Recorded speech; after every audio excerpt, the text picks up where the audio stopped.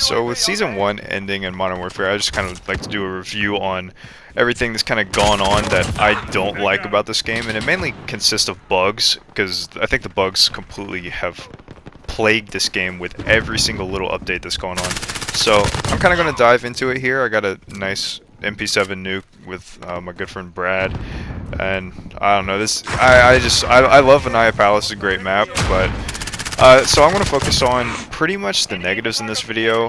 Tomorrow I'm going to post a positives video, which will be a little shorter, but it's only because I don't think I need to go into as much detail, because if you've been playing the game you kind of understand it. So without further ado, let's jump right in. So my first issue with Modern Warfare after Season 1 is just looking back on the maps. I mean, there is just literally nothing going on for them. There's a couple that are decent. I play Ground War mainly, so I have like Anaya Palace, Krovnik Farmland, and Karst River Quarry, and those are pretty much the only good ones in my opinion. However, this game has so many spread out maps that it doesn't make a lot of sense. So like, you have very limited 6v6 maps, you have very limited 10v10 maps, you only have like 4 10v10 maps or something like that. I'm not exactly sure, I could be wrong on that, I just never played those game modes, so I'm not exactly sure. And then 2v2 has the most maps in the game. Like 2v2 has so many different maps, which would be awesome to have that in the core game modes, which if the maps weren't so abysmal, I would probably play it more. I don't know. The 6v6, I mean, skill-based matchmaking, honestly, like, it ruins it so bad. If you play 6v6, it's way more sweaty than the 10v10, but the 10v10 maps, I think, are so big, and there's literally 10,000 different ways to camp and look out for people that are actually trying to move. It just makes it really frustrating.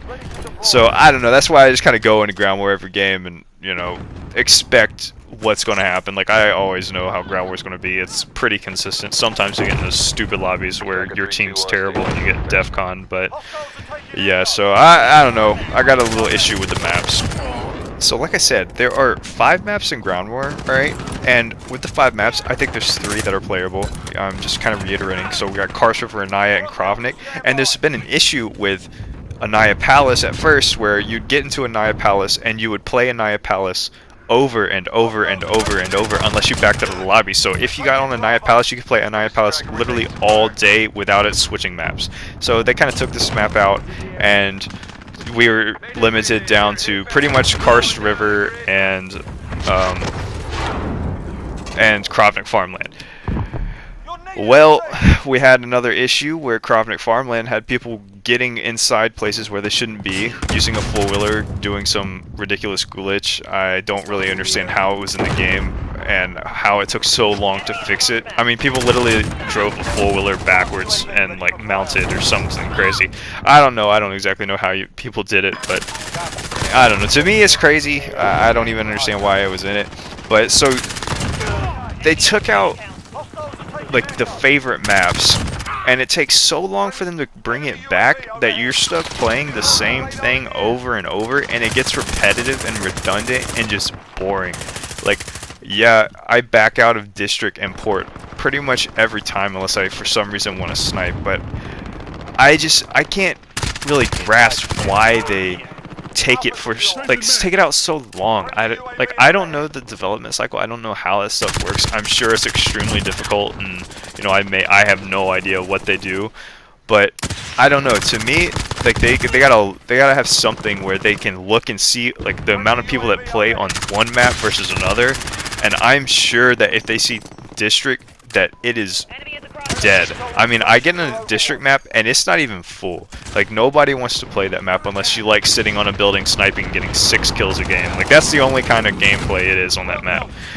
I mean, occasionally you can do good if you have a fluke, but I don't know. I don't even bother with it. I can't stand it. And I mean, port's alright. It's not the worst, but I'd rather play Quarry, Krovnik, or Anaya Palace. And Anaya Palace is the best because there's no vehicles. But anyway, I'm going to move on to the next issue, and this has to do with the EOD perk. EOD is pretty much a crutch perk. Like, if you're not running EOD, you're in a tough situation. You're probably using overkill if you're not, because everything else kind of sucks in this category. But, so EOD just doesn't make sense to me because it doesn't protect you against your own equipment. why it does this, I have no idea. I don't know if it's a bug. I don't know if they meant to do it. Like, I don't really understand.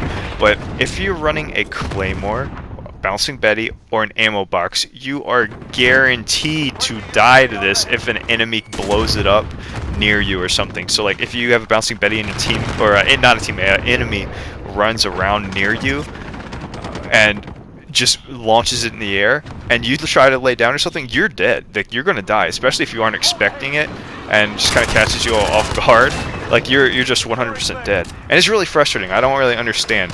And the Claymore kind of does the same thing, but I don't know. I don't run Claymores. I don't like them as much as the Bettys, just because they don't get as many kills, in my personal opinion.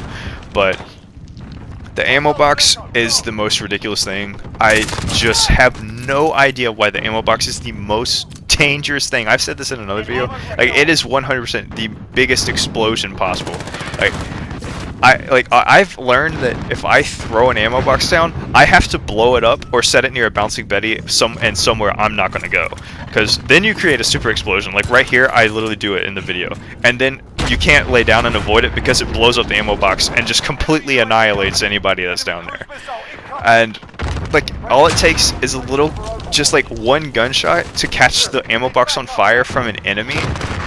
And that's insane. That's super frustrating, and I just truly don't understand it. I just think it should protect you against your own equipment as well as the enemy. So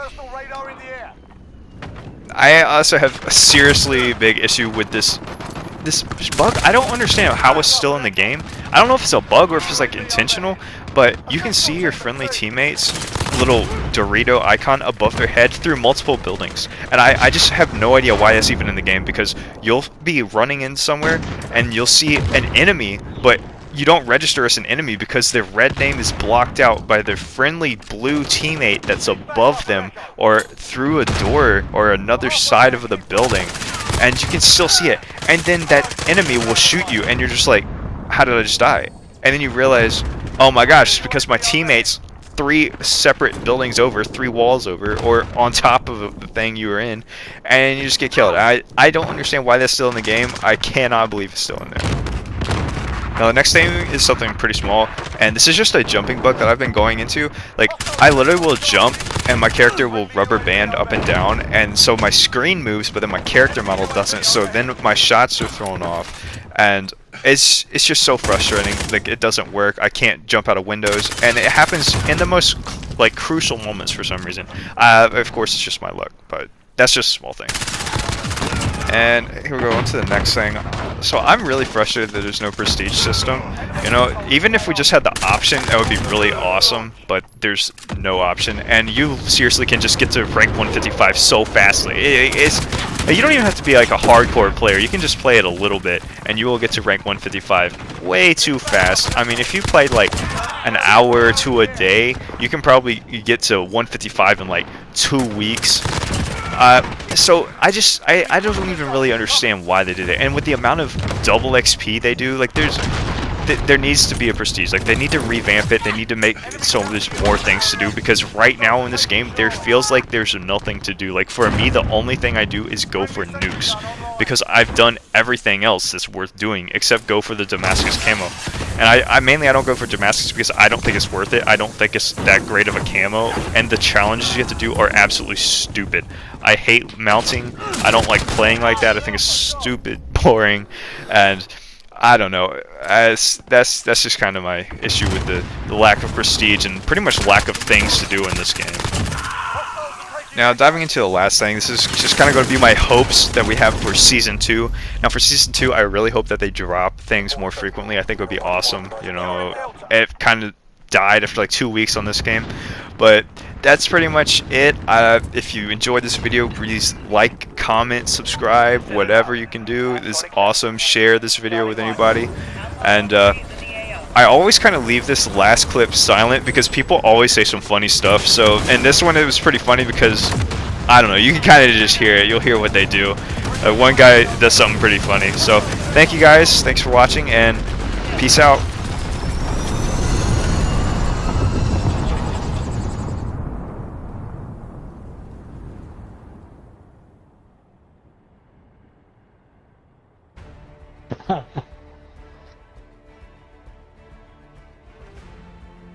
Outstanding. I expect nothing less. Just heard him take a picture. Oh, that's funny. What was that?